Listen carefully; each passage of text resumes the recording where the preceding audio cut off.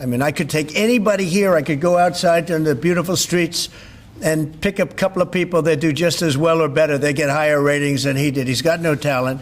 Fallon has no talent. Kimmel has no talent. They're next. They're going to be going. I hear they're going to be going. I don't know, but I would imagine because they get... Desi Lydic did not respond to Donald Trump's insult with anger. That was what made the moment so dangerous. The studio expected fire because Trump had already done what he always does when a comedian hits too close. He called her desperate, irrelevant, unwatched, low talent, and another liberal nobody trying to get attention by using his name. The audience waited for Desi to tear into him. She walked to the desk with the post printed on one sheet of paper. No dramatic music, no shouting, no exaggerated expression. She read every word slowly, like a teacher reading a note passed in class. Then she placed the page down, looked directly into the camera and said, "Donald, you watched the whole thing." The studio erupted. That was the first hit. It was not a long comeback. It was not a furious speech. It was calm, short, and impossible to dodge. Trump had said nobody watched her, but he knew the joke. He knew the segment. He knew enough to post about it after midnight. Desi did not need to prove he was watching. Trump had already done that himself. Then she leaned back and smiled. She said, "That is the funny part about men who call women irrelevant. They always seem to know exactly what we said."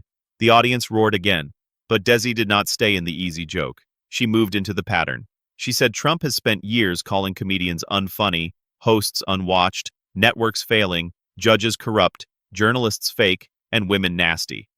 Now I understand why he's so proud of that Gulf of America poster. He thinks Gulf of America is actually written on top of the water. And what is so crazy is that Terry Moran kept trying to change topics, but Trump wouldn't let him.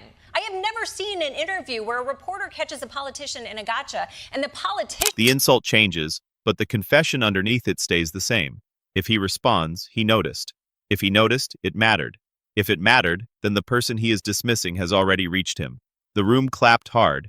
The screen behind her showed 3 words. Insult, attention, proof. Desi pointed to insult and said it is always loud.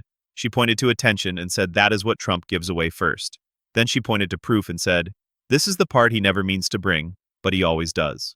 For older viewers watching at home, the point was easy to understand. They had known people who claimed not to care while repeating every detail. They had seen powerful men pretend to ignore criticism while saving every newspaper clipping. They had worked with bosses who called someone unimportant, then spent the whole meeting talking about them. Desi's reply worked because it exposed that old habit without... No, they're not too young. I'm sure they've already seen the Paw Patrol episode where they drop a ballistic missile on Humdinger.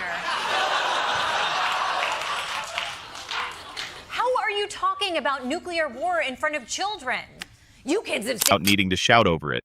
Then Trump's insult appeared again. Desi read the words, "Nobody knows who she is," paused, and looked at the audience.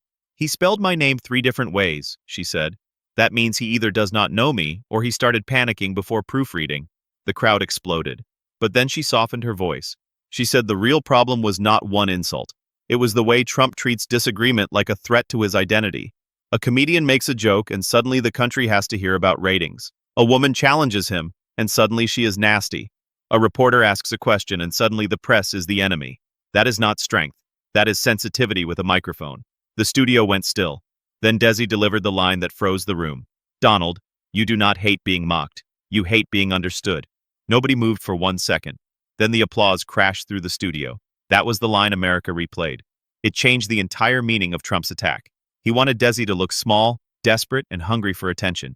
Instead, she showed that the attention was already coming from him. The insult was not proof that she failed. It was proof that the joke landed in the exact place it was aimed. Then Desi placed the printed post inside a folder labeled evidence.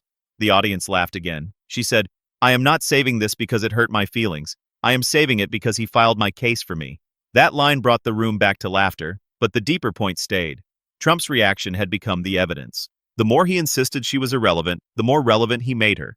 The more he said nobody watched, the more everyone asked why he was watching. The final screen showed Trump's post beside Desi's calm reply. Insult, she is irrelevant. Reply, you watched. Desi looked into the camera and said, "Sometimes the best comeback is not louder. Sometimes it is smaller, because it leaves the other person nowhere to hide." The audience stood. By the end, Desi had not destroyed Trump with rage. She destroyed the insult with control. She did not chase the bait, did not defend her fame, did not beg the audience to care. She simply pointed at the contradiction and let America see it. Trump tried to make her look invisible. Desi made his own reaction prove she was seen clearly, loudly, and by him live on television.